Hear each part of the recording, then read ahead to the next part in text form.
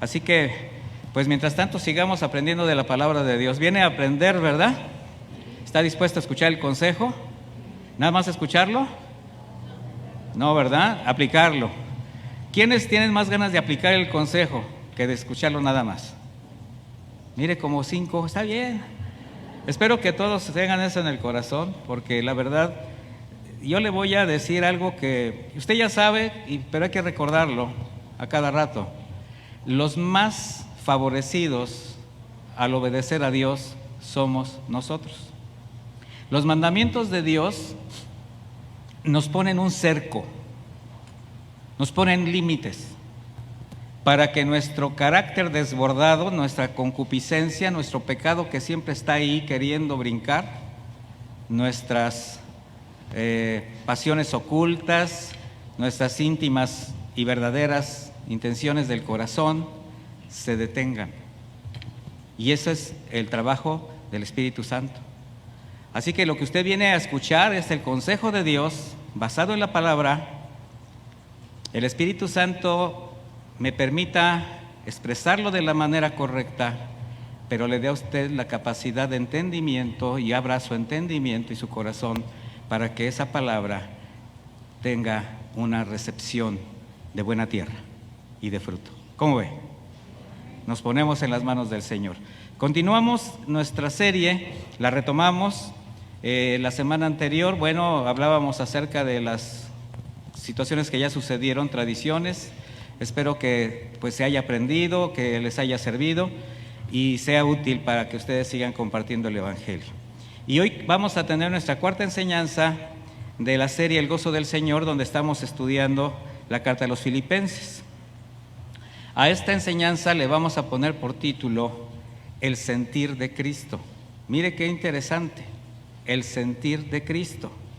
Dice Filipenses 2:5, haya pues en ustedes el mismo sentir que hubo en Cristo. ¿El qué? El mismo. ¿Esto qué representa? Muchas cosas para los hijos de Dios. De tal manera que en este capítulo vamos a encontrar una de las proclamaciones más sublimes, mis hermanos, expresadas en la Biblia sobre la persona de Jesucristo. Algo impresionante, algo que pone la piel chinita, algo que nos permite ver la magnificencia de nuestro Señor, su amor, su soberanía. El apóstol Pablo, después de dar a conocer a los hermanos de la iglesia en Filipos la situación por la que estaba pasando, preso en Roma, después de seguir ministrando a la iglesia a través de estos consejos, ahora va a hacer una serie de afirmaciones, convencido de la condición espiritual y madurez de esta iglesia. Hemos hablado acerca de que esta iglesia tenía un carácter especial y una relación igualmente especial con el apóstol Pablo. Y en Filipenses 2, versículo 1, el apóstol dice, por tanto, o sea, él les acaba de decir toda la condición que él estaba pasando. Le dice, por tanto, si hay alguna consolación en Cristo, si algún consuelo de amor, si alguna comunión del Espíritu, si algún afecto entrañable, si alguna misericordia. Mire, lo voy a parafrasear de esta manera. ¿Qué está pidiendo el apóstol?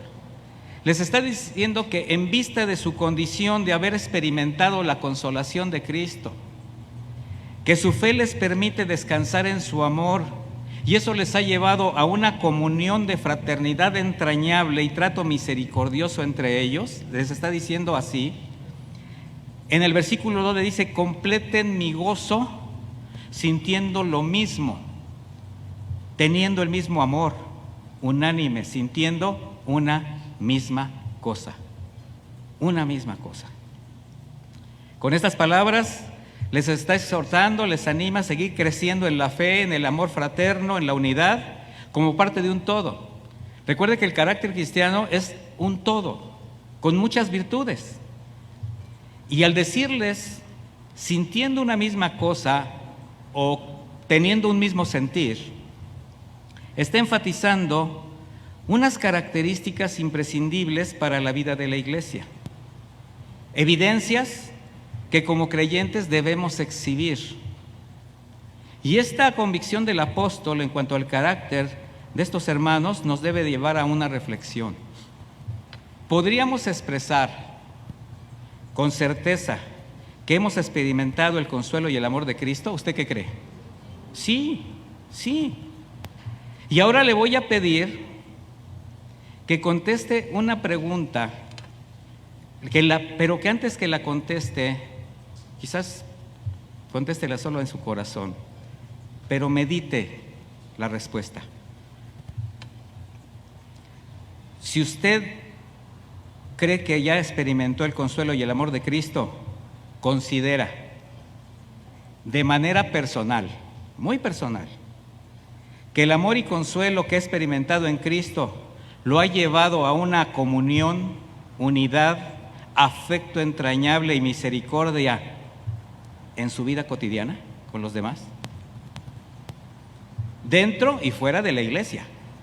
Porque aquí es bien fácil vernos unidos, que haya comunión.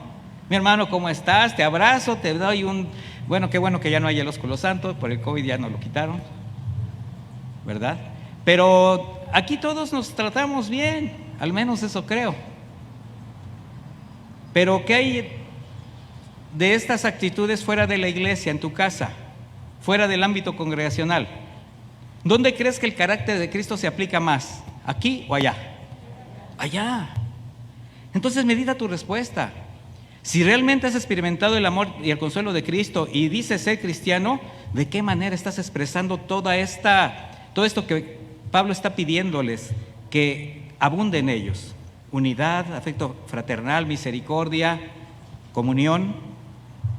Porque sentir una misma cosa como iglesia, como hijos de Dios, significa que la voluntad de Dios y la mente de Cristo se establece en tu corazón, en el corazón de cada miembro de la iglesia.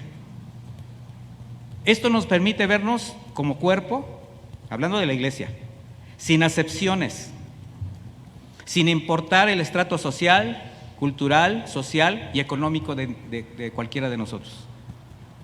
Y algo muy importante, mis hermanos, esto nos debe llevar a jamás menospreciar a los demás por ejemplo, voy a poner unos puntos, formar parte del cuerpo ministerial de la iglesia, o sea, ser siervo en la iglesia, en la congregación. Esto no te debe hacer sentir más. Tampoco el tiempo que lleves en la fe, que te haga sentir como un gigante espiritual, o tu conocimiento bíblico, que presumes, pero no practicas, y te hace menospreciar, pretendiendo demostrar un elevado nivel espiritual. De hecho, quien piensa de esa manera es todo lo contrario, está muy bajo de estatura espiritualmente, porque no tiene la mente de Cristo, no tiene el mismo sentir, porque el sentir al que Pablo se refiere permite a los miembros de la iglesia, aunque haya diversidad de caracteres, de talentos, de dones, aportar todos para los mismos propósitos de Jesús, que crezcamos en la fe, extender el evangelio, edificar a los hermanos. Y eso solamente se da cuando hay carácter, cuando la mente de Cristo gobierna tus actitudes, tus palabras. ¿Sí se entiende lo que estoy diciendo? Y estos principios, mis hermanos, los debemos de practicar primeramente en casa. ¿Sí se han fijado que yo insisto mucho en esto? Porque no se trata de ser religiosos, se trata de ser cristianos en todas partes. Y principalmente ¿en dónde? En el hogar, con nuestra familia, con las personas que están a tu alrededor, tu entorno inmediato, para que a través de ti les extiendas el consuelo y el amor de Cristo. Y que por nuestro testimonio, por tu testimonio, o se acerquen a Dios, o se afirmen en la fe y sean edificados. Tu vida tiene que edificar a las personas que están contigo. ¿Estás de acuerdo? Pero si tu vida se convierte en un tropezadero por tu mal carácter, por tus actitudes, de ahí la recomendación en el versículo 3. Vamos al versículo 3 de Filipenses 2. Dice, no hagan nada por rivalidad ni por vanagloria. ¿Qué palabras? Yo estoy leyendo la versión Reina Valera contemporánea. A lo mejor encuentran alguna palabra que se transcribe diferente, pero es el mismo sentido. Mire, recordemos que Pablo ya les había mencionado sobre ciertos creyentes, ciertos maestros que estaban predicando a Jesucristo por envidia, contienda, rivalidad, presunción y competencia. ¿Sí recuerda esa? Decía Pablo, ya estoy con los picapiedras. Decía Pablo, piensan que con eso añaden tristeza en mi corazón, y no. Para él lo más importante era que el evangelio se extendiera. Pero lo más lamentable es que estas dos características de contienda y vanagloria, ¿verdad?, sigan siendo un rasgo muy común en la iglesia. Pero esto sucede en quienes no entienden el verdadero sentido de la gracia. No entienden que todo es por gracia, que todo es inmerecido. Y de repente hacen de la gracia un derecho. Y eso los hace caer. Donde entonces el egoísmo, la rivalidad, la competencia se van a hacer evidentes de diversas maneras. Y esto va a ser desde la autoexaltación de las cualidades y talentos para causar admiración, ganar aceptación. ¿Sí conoce a alguien así? Que se la pasa presumiendo de sí mismo. Eso es vanagloria. Buscar vanagloria. Hasta llegar a la crítica destructiva. Cuando se menosprecia a los demás, señalamientos, humillación, difamación. El apóstol dice, no haya entre ustedes estas cosas. Pero aunque parezca imposible, hay quienes parece que no cabe en su corazón el amor, la unidad y la paz, que debería formar parte de su nueva naturaleza. Por eso es el sentir de Cristo, mis hermanos. Incluso hay iglesias, hay lugares o hay miembros de la iglesia que han perdido el propósito de ser iglesia.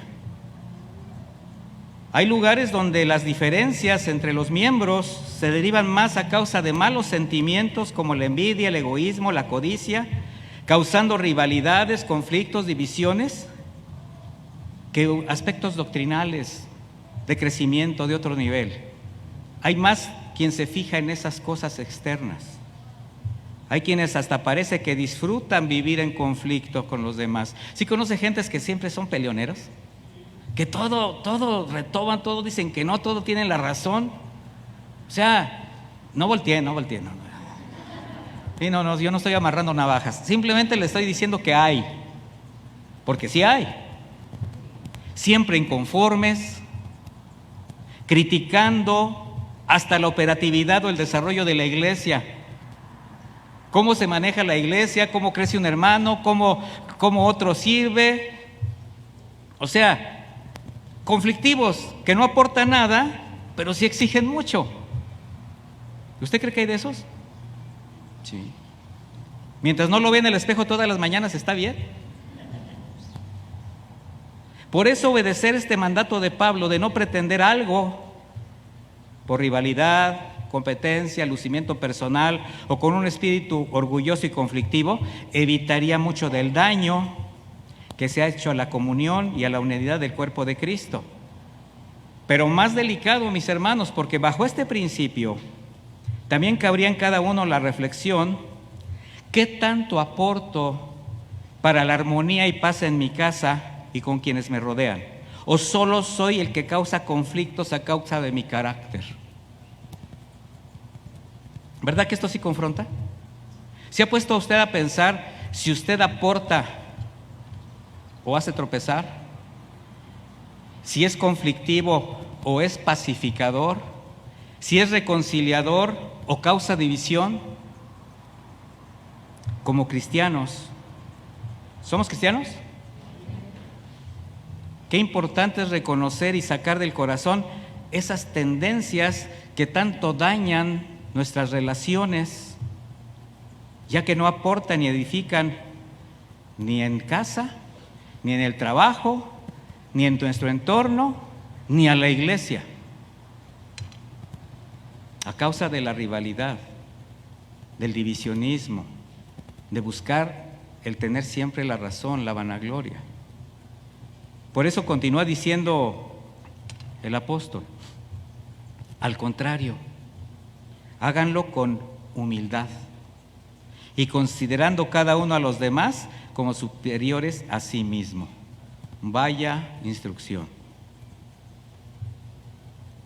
¿Será posible tener en el corazón la humildad para ver a los demás como alguien superior? Yo le pregunto.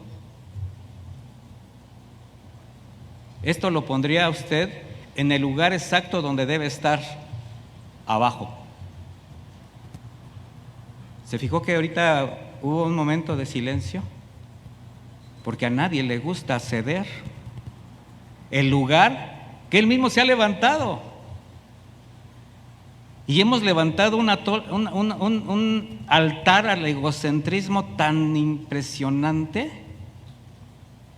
que no nos damos cuenta del daño que estamos haciendo. Nadie nos baja de ahí, a veces ni Dios. Ver a los demás como superiores. ¿Por qué? Porque el que sirve se pone ¿dónde? Diga ¿dónde? Debajo. Entender que independiente al nivel educativo, la condición social, cultural o económica, delante de Dios, lo más importante es el corazón de todos, el propósito por el cual Él vino. Él vino a salvar a vivos,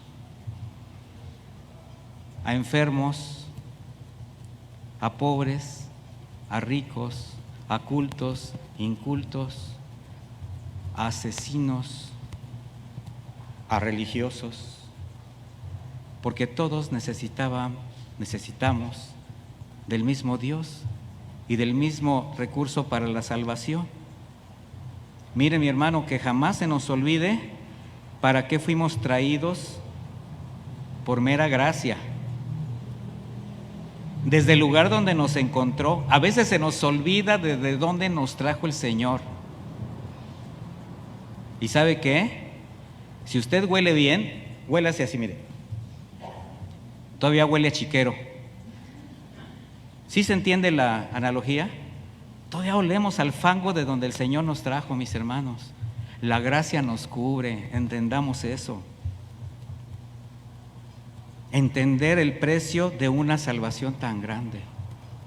Que siempre tengamos presente que Dios no soporta a los soberbios ni a los orgullosos, pero sí levanta, sostiene y exalta a los humildes. Porque esto dice la Escritura, ¿sí o no? Versículo 4 de Filipenses 2. No considerando cada cual solamente los intereses propios, sino considerando cada uno también los intereses de los demás. Aquí nos lleva a otro nivel. Primero verlos como ¿qué? Como superiores. Y ahora no viendo solamente nuestros propios intereses. Es decir, nos está diciendo, no busquen su propio provecho, sino el de los demás. Lo que Pablo está haciendo es preparar el corazón de la iglesia para un sentir especial. Está preparándolos para recibir una enseñanza impresionante que contrasta y rebasa toda lógica del hombre natural. En el hombre natural prevalece el egoísmo, el orgullo, la ley del más fuerte. Eso es lo que marca la sociedad. Por eso Él manda que todo egoísmo sea quitado del corazón, entendiendo que le está hablando a la iglesia, a hijos de Dios. ¿Usted cree que cabe el egoísmo en un hijo de Dios? Sí cabe. La situación es que no debería de estar ahí. Mire, ¿sabe qué es el egoísmo? Es el perverso sentimiento de quien solo centra la atención en él. Ese es ser un egoísta. Satisfacer el ego. Es un amador de sí mismo, que solo se complace en agradarse y pretendiendo siempre tener la razón, impone sus argumentos, aunque pase por encima de los demás. Ese es un egoísta. ¿Y qué cree que hace el Señor con esos? Los repele. Los repele. No voltea, no los escucha. Lo contrario a egoísmo, por eso dice, no pretendiendo siempre lo tuyo, sino lo de los demás. Lo contrario es la generosidad y el amor sacrificial. Y estoy hablando de la generosidad desde el punto de vista espiritual. Que también la generosidad se puede transmitir en lo físico y material, pero aquí estamos hablando de un carácter. Eso fue de lo que Jesucristo nos dejó enseñanzas y un testimonio perfecto. Él fue generoso, misericordioso y tuvo amor sacrificial. No vio por sí mismo, sino por los demás. Pregúntese cómo está su corazón. ¿Realmente abunda el amor sacrificial de quien decide negarse por el bienestar de los demás y sobre todo de los que están en casa? Ese sentir es el sentir de Cristo. O lo contrario es si detrás de una actitud piadosa hay un egoísta, un espíritu egoísta que por justificarse incluso se atreve a manipular la palabra de Dios, como hacían los fariseos. De ahí ya viene el versículo, haya pues en ustedes, es el capítulo del versículo 5, el mismo sentir que hubo en Cristo Jesús. La frase se traduce también como hayan ustedes la misma manera de pensar de Cristo Jesús, quien además de su amor y obediencia al Padre, su principal característica fue la humildad. En la carta dirigida a los hermanos en Éfeso, Pablo expresa lo siguiente en Efesios 4, vaya conmigo a Efesios 4, a partir del versículo 1.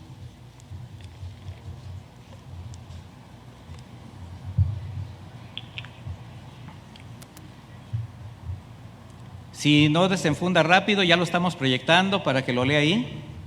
Dice, por lo tanto, yo prisionero por servir al Señor, les suplico que lleven una vida digna del llamado que han recibido de Dios, porque en verdad han sido llamados. Sean siempre, ¿qué dice? Humildes y amables, sean pacientes unos con otros y tolérense las faltas por amor. Esta es la traducción que yo estoy leyendo. Imagínense, ¿es usted humilde y amable? Bueno, qué bueno que sea honesto. ¿Pero debería de ser o no? ¿Es usted paciente con los demás? Uy, pastor, me pegó donde más duele. El viernes aprendí yo una frase que se llama área de oportunidad. Esto se maneja mucho en las empresas. Y el área de oportunidad es crecer en el área donde estás fallando más. Entonces, cuando escuché esto, yo dije, entonces el Señor siempre nos está metiendo áreas de oportunidad, tratando con nosotros, porque en todo fallamos. Entonces, no soy paciente, ahí está tu área de oportunidad para crecer. Así que, ¿es usted paciente? No, ahí está su área de oportunidad. ¿Ya entendió? No le saques. No le saquéis, dice el Señor. Si estamos atendiendo, si estamos aprendiendo. Y dice, y tolérense las faltas por amor. ¿Esto de qué habla, mi hermano? No nada más de paciencia, habla de mansedumbre, de dominio propio, habla de amor y habla de perdón. ¿Sí o no?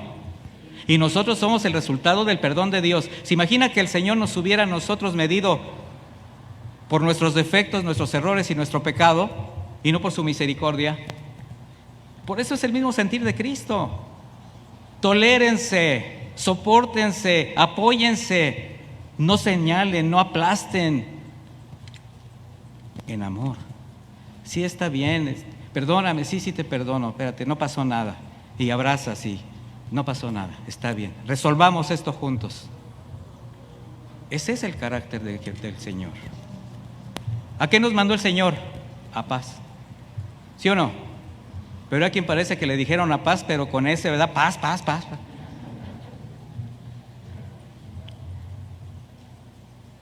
Humildad, mansedumbre, amabilidad, paciencia, tolerancia en el amor de Cristo describen la actitud y el carácter que los creyentes debemos desarrollar y hacer evidente no solo en la iglesia, insisto, sino afuera, en tu casa, considerando siempre a los demás, en todo sentido.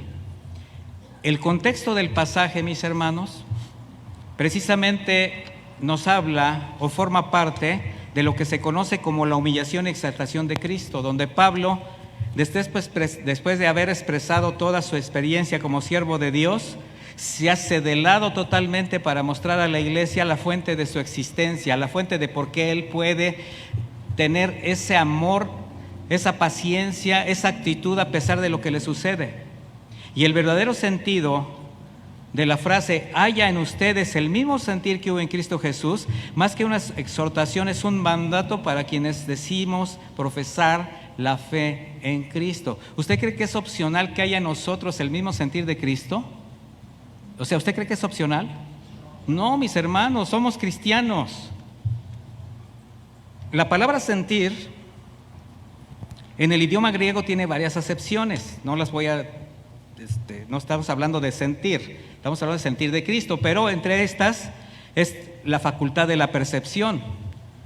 Usted está percibiendo, está sintiendo, está palpando su entorno.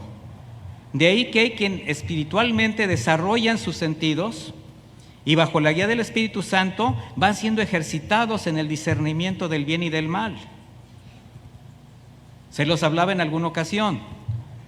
Ustedes conocen lo que es lo malo, pero disciernen lo que es lo malo, porque discernir el mal es muy diferente a conocer el mal. O sea, yo puedo saber que algo es malo, pero si no lo discierno, voy a seguir haciéndolo, porque discernir el mal significa que sé el alcance de la maldad, el alcance de lo que yo puedo hacer en alguien si hago el mal. Por eso dice, el alimento sólido para los que han alcanzado madurez, para los que por el uso de los sentidos tienen ejercitados el discernimiento del bien y del mal. La palabra sentir también se emplea para señalar una misma manera de pensar, un mismo corazón, un mismo ánimo. Para los cristianos representa también la armonía entre unos y otros. El apóstol Pedro, en 1 de Pedro 3:8, dice lo siguiente, acompáñenme.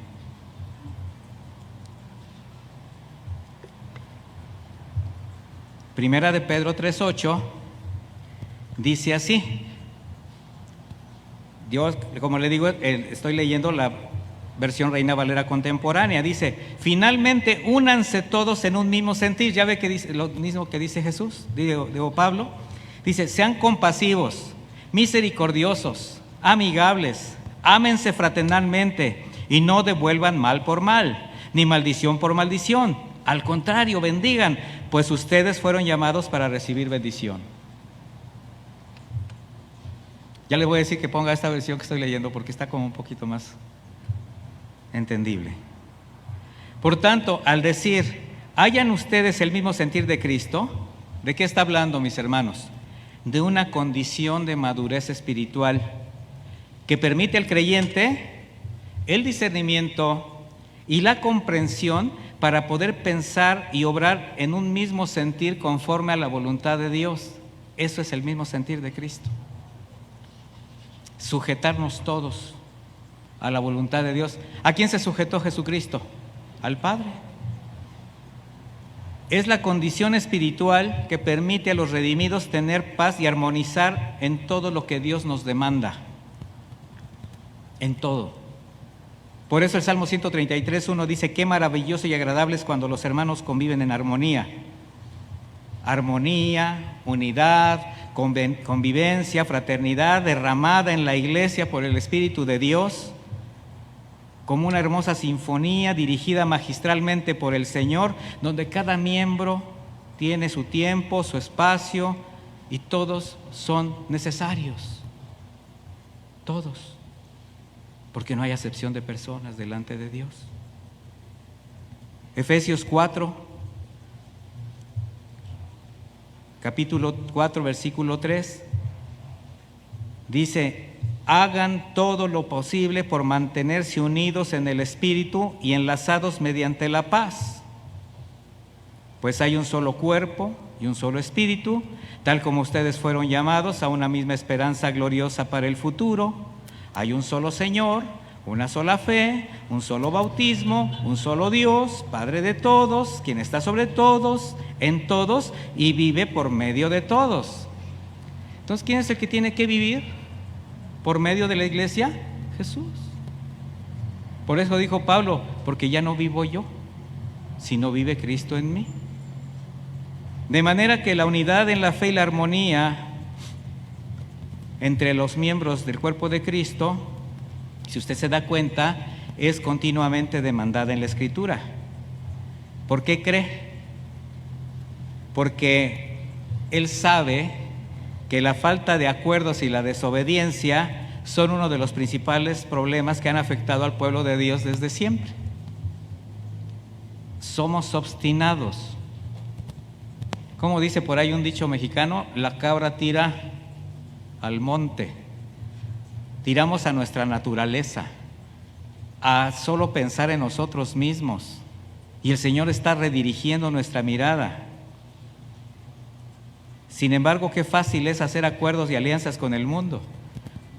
Poco nos podemos poner de acuerdo para las cosas de Dios, para obedecer la palabra de Dios. Pero cuando viene algún argumento fuera de la palabra, qué fácil es amalgamarse. Qué fácil es decir: no, pues es que en tal lugar dicen esto y aquello. No viene en la Biblia, pero se oye bien.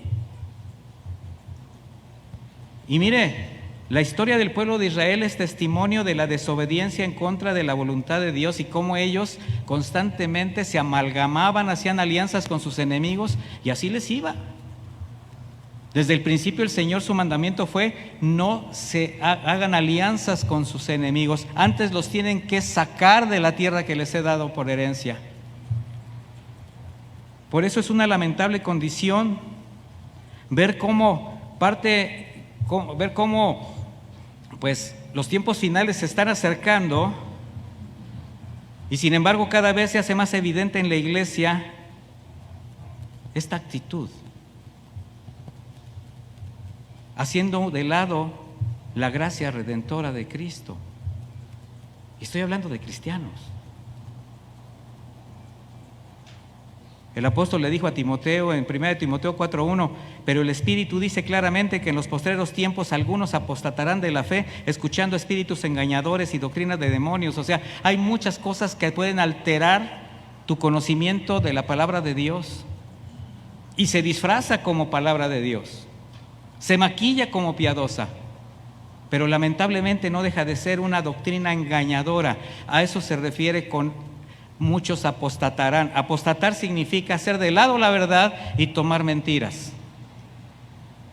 Alguien que ya está firme, alguien que ya va caminando, empieza a escuchar, empieza a ser seducido y apostata en pos de otra doctrina, en pos de otros pensamientos. ¿Por qué? Porque le convienen, porque se ajustan a las cosas que siente en su corazón, porque no ha desechado muchas cosas.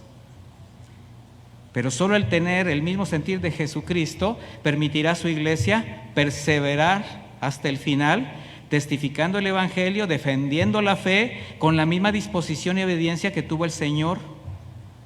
Él vino a consumar la obra de redención y nos dejó un mandato. Jesucristo vino a mostrar el amor de Dios, mis hermanos. ¿Sabe lo que vino Jesucristo a mostrar? El sentir del Padre de salvar y bendecir al hombre pese al pecado que lo apartó de su gloria. Ese sentir estaba en el corazón de Jesús. Y ese es el sentir que Pablo dice que tiene que hallarse en nosotros. Y ahora viene este hermoso pasaje donde habla de la exaltación, de la humillación y exaltación de Cristo. Filipenses 2:6.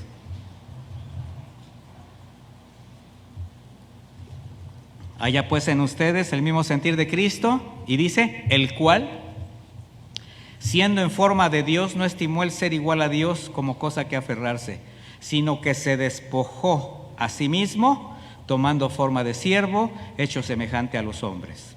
Y estando en la condición de hombre, se humilló a sí mismo, haciéndose obediente hasta la muerte y muerte de cruz. Lo voy a leer en la versión de la Nueva Traducción Viviente. Mire cómo dice, escúchela. Ya no lea la de acá, escuche esta versión. Dice, aunque era Dios, no consideró el ser igual a Dios que fuera algo a lo cual hay que aferrarse. En cambio, renunció a sus privilegios divinos, adoptó la humilde posición de un esclavo y nació como un ser humano cuando apareció en forma de hombre. Se humilló a sí mismo en obediencia a Dios y murió en una cruz como morían los criminales. Ya está un poquito más entendible.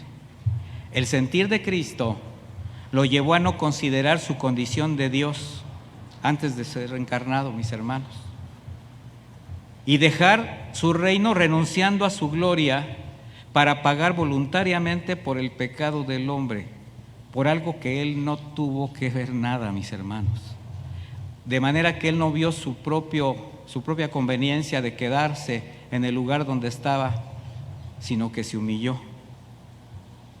Ahora, esto no significó despojarse de su naturaleza divina o de sus atributos como su santidad, su conocimiento y su poder, atributos que él hizo evidentes en su caminar en la tierra. Pero Jesucristo sí se despojó voluntariamente, renunciando a permanecer en el reino celestial, en su reino, con los privilegios de gloria y honor que convienen a su dignidad como Dios. A eso renunció. No escatimó, no estimó, aunque sabía lo que representaría su sacrificio en todo sentido, en un sentido espiritual, físico y moral, estando en la condición de hombre, pero no estimó, no se aferró a lo que le pertenece. Y por obediencia al Padre, por amor por quienes solo merecíamos la condenación eterna, el Señor se hizo hombre, pobre, humilde, semejante a los hombres, es decir, participando de todas las debilidades de la naturaleza humana, sin pecado. Hebreos 4:15 dice, porque no tenemos un sumo sacerdote que no pueda compadecerse de nuestra debilidad, sino uno que fue tentado en todo de la misma manera que nosotros, aunque sin pecado.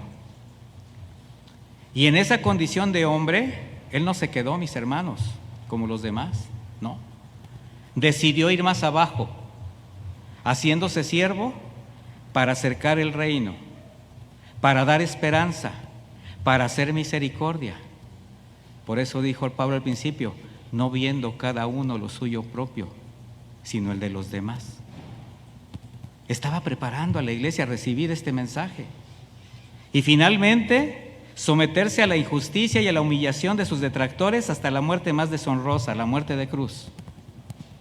Mis hermanos, como redimidos sabemos que por su gracia ahora somos salvos de la ira de Dios, que fuimos traídos con lazos de amor para ser sus hijos y coherederos con Cristo.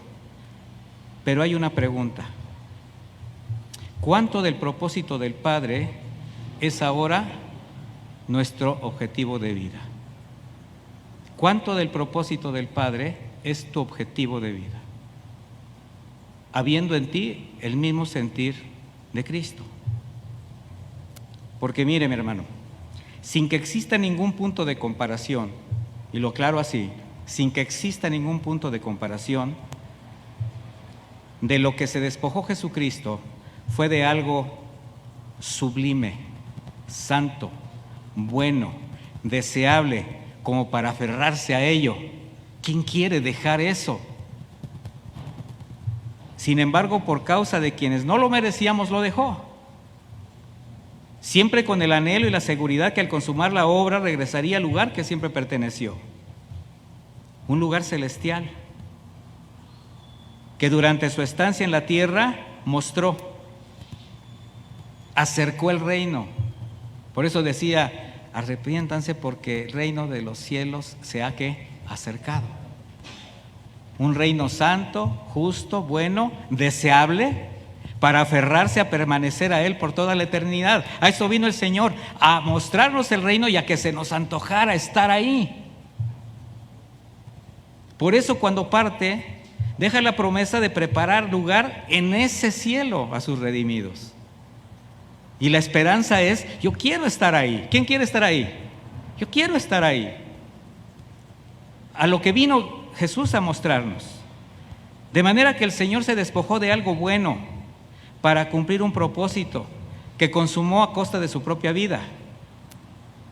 Y la pregunta es, ¿cuál es tu disposición de renunciar, y no precisamente a lo bueno, sino a lo que está poniendo en riesgo tu relación con Dios, a lo que está afectando tu vida o incluso te está llevando a la perdición? ¿A qué te sigues aferrando cuando sabes que el reino de Dios es todo lo contrario a lo que durante un tiempo identificaste como tu mundo, como tu vida? ¿De cuántas cosas te has despojado cuando sabes que te hacen daño, que lastiman a los demás? ¿A cuántas cosas sigues ligado? ¿Has hecho un balance, mi hermano, mi hermana, entre lo que has renunciado y lo que aún conservas? Porque definitivamente el Señor ha hecho cambios en tu vida. En este proceso de la santificación, el Señor está moldeando tu carácter y seguramente hay muchas cosas de las cuales tú te has despojado, has renunciado, ¿verdad? Pero ¿cuántas sigues conservando, aunque sabes que son indignas delante de Dios? No las sueltas, te aferras a ellas.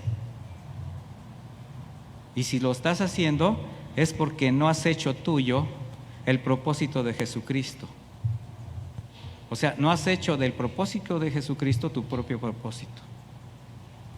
Jesús se despojó voluntariamente de su deidad tomando forma de hombre para convertirse en la ofrenda perfecta que justificó la justicia del Padre, con todo lo que representaría.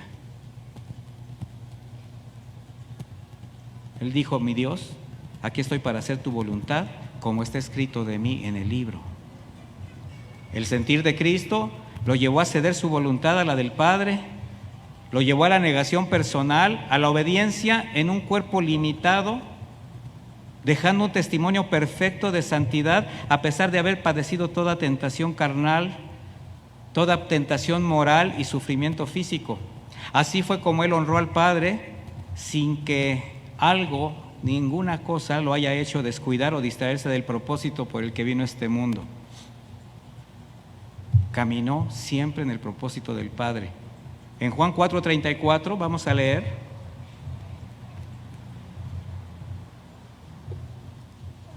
cómo hizo del propósito de Dios su propio propósito.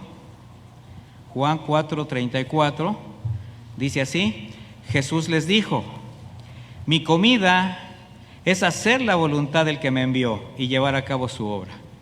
Eso es lo que me alimenta, eso es lo que me sustenta. Y dice el versículo 35, ¿acaso no dicen ustedes, aún faltan 4 meses para el tiempo de la siega? Pues yo les digo, alcen los ojos y miren los campos porque ya están blancos para la siega. El Señor hace una analogía con las cosechas del trigo, que cuando se miraba a lo lejos y se veía el campo blanco, era tiempo de cosechar para que no se perdiera. Yo te pregunto, ¿has mirado los campos a tu alrededor, mi hermano? ¿Qué crees? Están blancos, a punto de perderse, están descuidados. ¿Y sabes por qué muchos de esos campos, aparte de que están a punto de perderse, están descuidados? Porque muchos han sido negligentes a causa de su egoísmo y no les está importando que esos campos se pierdan, que esa cosecha se pierda, comenzando con la cosecha de tu casa. Están esperando la respuesta de los hijos de Dios. Y así es la condición espiritual del hombre sin Cristo, siempre a punto de perderse. Siempre vamos a ver a alguien que se esté perdiendo. Y el Señor vino a traer un mensaje de salvación por gracia, para que el que en Él crea no se pierda. Y de ese mensaje, mis hermanos, nosotros somos embajadores. Por tanto, no lo debemos esconder debajo del cajón del egoísmo, de la negligencia o el pecado. Cristo también trajo una cruz para dejar ahí los despojos de una vida pasada y las tentaciones de todo tiempo presente. Así fue como enseñó a sus discípulos el precio de la santidad. Por eso les dijo: si alguno quiere estar conmigo, niéguese, tome esa cruz y sígame. El mismo sentir de Cristo. Ahora, ¿para qué es la cruz que vas a tomar tú y seguir a Cristo? La cruz simbólica, para crucificar ahí, para clavar ahí todo lo que te está haciendo desviarte de la voluntad de Dios. Ahí se crucifica el ego, ahí se crucifica el pecado, ahí se crucifican las intenciones del corazón malas. El sentir de Cristo debería llevar a quienes reconocen que han sido redimidos por misericordia y gracia, no solo a despojarse de todo lo que ahora saben les aparta de Dios y de la condenación eterna, eso ya pasó, lo pagó el Señor, sino estar agradecidos de haber sido rescatados de una vida pecaminosa, desbordada en malas acciones, actitudes soberbias, que lastimaban, que ofendían. Pero cuando no hay convicciones, cuando no hay conocimiento, el verdadero, de lo que es la vida de Cristo, en Cristo, o lo más terrible, si no se ha nacido de nuevo, qué difícil es despojarse de tantos hábitos adquiridos a lo largo de nuestra vida. De esos el Señor se quiere encargar de que los quitemos. Ahora, ¿quién es el que tiene que decidir quitarlos y dejarlos? ¿Quién cree? Así es. Tanto los interiores, que son los que más dañan, como los que se están haciendo evidentes. Lenguaje obsceno, pensamientos lascivos, intenciones crueles del corazón, relaciones tóxicas, desobediencia, en fin. Por eso dijo el apóstol en Efesios 4:22, en cuanto a su pasada manera de vivir, despójense de su vieja naturaleza, la cual está corrompida por los deseos engañosos. Renuévense en el espíritu de su mente y revístanse de la nueva naturaleza creada en conformidad con Dios en la justicia y santidad de la verdad. Entonces se trata de desnudarse y vestirse, ¿sí se dio cuenta?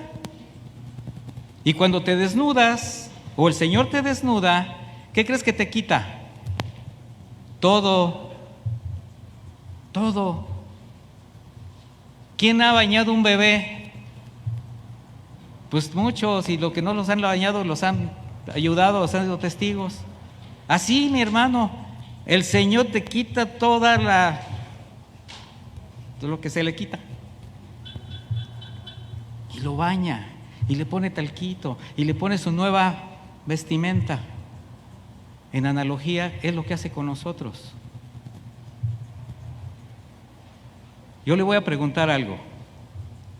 ¿Qué condición tiene quien, a pesar de caminar en la fe, estoy hablando de alguien que es cristiano, aún no se puede despojar de algunos pecados por allí ocultos, argumentos que todavía conserva, actitudes que gobiernan sus reacciones, todo aquello que todavía gobernaba su vida anterior, pero se quiere reconocer como hijo de Dios? ¿Qué condición tiene? Pues una condición de hipocresía, una condición que lo convierte en tropezadero, porque dice que es cristiano, porque habla de la fe, pero con sus hechos niega. Quizás sea tiempo de hacer un alto para meditar el porqué, la insensibilidad al pecado, y no molestarse, mi hermano, Porque lamentablemente cuando alguien es confrontado, cuando alguien es descubierto, cuando el Señor exhibe su condición, se molesta, se justifica. Y aquí no se trata ni de molestarse ni de justificarse, sino de reconocer, arrepentirse, pedir perdón y agradecerle a Dios por extenderle su misericordia, de mostrarle su condición espiritual, aún siendo creyente. Así como David, cuando fue confrontado por Natán, no se justificó. Estaba cegado por el pecado, por sus pasiones desbordadas. Se seguía sintiendo el salmista del amor, pero el Señor ya no escuchaba sus oraciones. Estaba en pecado, pero le extendió su misericordia. Y ahí nace un corazón conforme al del Señor. El sentir de Cristo lo hizo siervo, humillándose hasta la muerte, pagando en una cruz por el pecado de toda la humanidad. La actitud de un siervo, la actitud del cristiano, tiene que ser como la de un siervo. Es una virtud que debe formar parte del carácter de quien ha decidido seguir al Señor, y eso le va a permitir caminar con humildad, con honestidad, sin ver por lo suyo propio, sin un alto concepto de sí mismo, sin egoísmo, sin vanagloria, antes agradecido por el privilegio de estar con el Señor, dispuesto a poner su vida por sus semejantes. Ese es el sentir de Cristo. ¿Sabe qué es poner nuestra vida por nuestros semejantes? Negarnos. Tolerarnos en amor. Pacientes. Ay, otra vez. Bueno, no le hace. Respiro 37.525 veces. Pero lo hago. ¿Sí me entiende? Pero lo hago. Le extiendo misericordia porque hay en mí el sentir de Cristo y pongo mi vida por mis semejantes.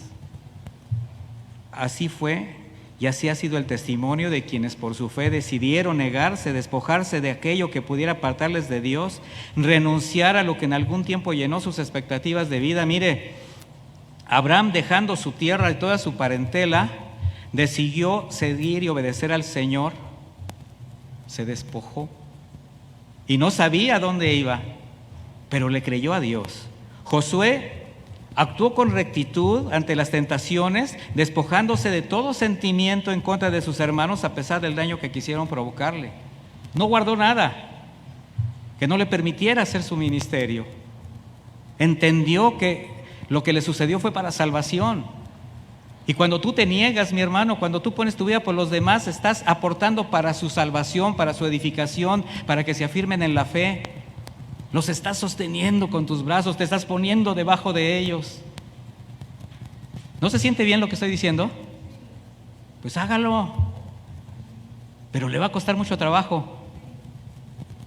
Pero es preciso hacerlo. Job guardó su integridad, renunciando a todo lo que pudiera atarle a la amargura de haber perdido lo que llenaba su mundo. Familia, riquezas, autoridad. Aceptó la voluntad de Dios. O mismo Pablo, que sus convicciones de tener el mismo sentir de Cristo lo llevó a renunciar a su pasado envidiable a los ojos del mundo para trabajar por el Evangelio, donde ahora su docilidad, su humildad le permite continuar su ministerio hasta el final. El sentir de Jesús lo llevó a consumar la obra, entregando su vida, y el Padre fue complacido. Y por el poder del Espíritu Santo lo resucitó de entre los muertos y ahora está nuevamente en su trono. Ese es el destino de quienes hallan en su corazón el sentir de Cristo. Por eso dice Filipenses 2:9, por lo cual Dios también lo exaltó hasta lo sumo y le dio un nombre que es sobre todo nombre. Pero primero entregó su vida y nos dejó testimonio de humildad, de amor. La exaltación del nombre de Jesucristo, mis hermanos, no es más que la dignidad majestad y preeminencia que están por encima de cualquier otra dignidad. Es el más grande reconocimiento y honor a la divinidad que siempre tuvo desde el principio. Versículo 10, para que en el nombre de Jesús se doble toda rodilla de los que están en los cielos y en la tierra y debajo de la tierra, y toda lengua confiese que Jesucristo es el Señor, para gloria de Dios el Padre. La obra de redención de Jesús fue a favor del hombre, mis hermanos, para reconciliarlo con el Padre, sí, pero tuvo un impacto en las regiones celestes, de tal manera que con su resurrección y glorificación, ahora toda rodilla se habrá de doblar en su nombre. Porque al complacer al Padre, con su obediencia, con su sujeción a la voluntad y consagración en la tierra, ahora toda criatura, toda potestad que esclavizaba a la humanidad, se habrá de postrar ante el nombre de Jesús, porque el señorío de Cristo ha sido proclamado por el Padre para su gloria. El sentir de Cristo, revelado en el corazón de sus redimidos, les debe llevar a una absoluta sujeción a la voluntad de Dios. Pero quien, identificándose como cristiano, no mengua, no se niega para que el carácter de Cristo se haga evidente en él, entonces todavía no conoce el valor de la gracia y sigue siendo un obsesionado por el poder, por el egoísmo y la soberbia. Terminamos con una escritura. Yo se la voy a leer. Dice, y escuche, por esta razón, yo también, habiendo oído de la fe que tienen en el Señor Jesús y de su amor para con todos los santos, no ceso de dar gracias por ustedes, recordándoles en mis oraciones. Pido que el Dios de nuestro Señor Jesucristo, el Padre de gloria, les dé espíritu de sabiduría y de revelación en el pleno conocimiento de Él, habiendo sido iluminados los ojos de su entendimiento, para que conozcan cuál es la esperanza a la que los ha llamado, cuáles las riquezas de la gloria de su herencia en los santos, y cuál la inmensurable grandeza de su poder para con nosotros los que creemos, y conforme a la operación del dominio de su fuerza, Dios la ejerció en Cristo, cuando lo resucitó de entre los muertos, y lo hizo sentar a su diestra en los lugares celestiales, por encima de todo principado, autoridad, poder, señorío y todo nombre que sea nombrado, no solo en esta edad, sino también en la venidera. Aún todas las cosas las sometió bajo sus pies y lo puso por cabeza de todas las cosas para la iglesia, la cual es su cuerpo, la plenitud de aquel que todo lo llena en todo. Haya en ustedes, mis hermanos, haya en mí, haya en todos nosotros el mismo sentir ¿de quién? De Cristo. Después de lo que hemos escuchado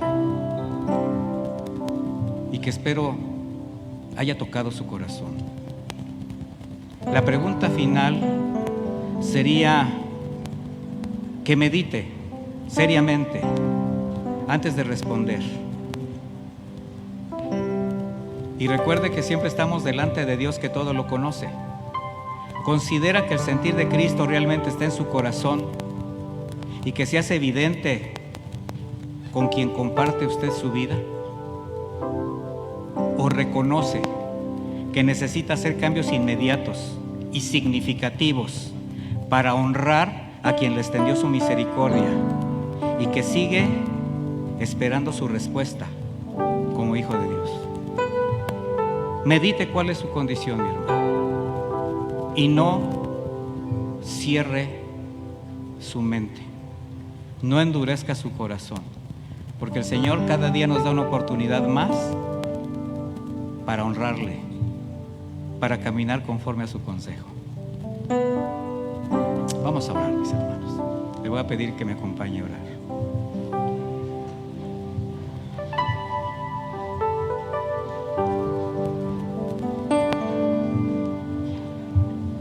Bendito Dios, te damos muchas gracias. Muchas gracias por tu palabra, Padre eterno.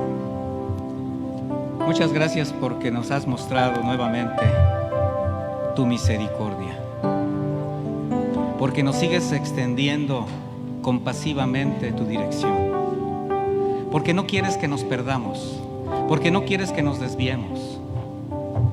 Yo te pido, Señor, que en cada corazón establezcas tu voluntad. Pero si no estamos dispuestos a recibir tu palabra, si seguimos endureciendo nuestro corazón, entonces no habrá nada que pueda lograr un cambio. Pero tú eres fiel, Señor, y descansamos en esa fidelidad. Y te rogamos, Padre eterno, que tu Espíritu Santo siga confrontando nuestra vida, que nos descubra, que nos exponga, que nos desnude, para, como David, simplemente caer de rodillas y decirte: Señor, ante ti he pecado. Renueva estos huesos que has abatido. Devuélveme el gozo de mi salvación, porque no puedo más. Que haya en nosotros el sentir que hubo en Cristo. Que nos despojemos de todo aquello que nos está evitando una vida de plenitud delante del Padre y ante las personas que nos rodean, ante quienes tenemos que testificar como verdaderas luces en medio de una generación perversa y corrupta que se obstina en llenar nuestra vida, nuestro corazón de argumentos que desvían, que nos afectan. Señor, ten misericordia de nosotros y guárdanos de la maldad. Pon en nosotros un espíritu recto, porque queremos alabarte, queremos bendecirte con nuestra obediencia. Y gracias, Señor, nuevamente por tu palabra. Perfecciona nuestras vidas, Señor. Consuma, termina la obra que comenzaste. No queremos quedarnos a medias, queremos la plenitud. Necesitamos llegar a la estatura del varón perfecto, Jesús. De ahí nuestra necesidad de que nosotros, su sentir, sea pleno en el corazón. Lleva con bien a mis hermanos a sus casas, Señor, y abona este mensaje en su corazón. Sígueles mostrando tu voluntad y guárdanos de toda maldad. En el nombre de Jesús. Amén y amén. Dios les acompañe y les bendiga.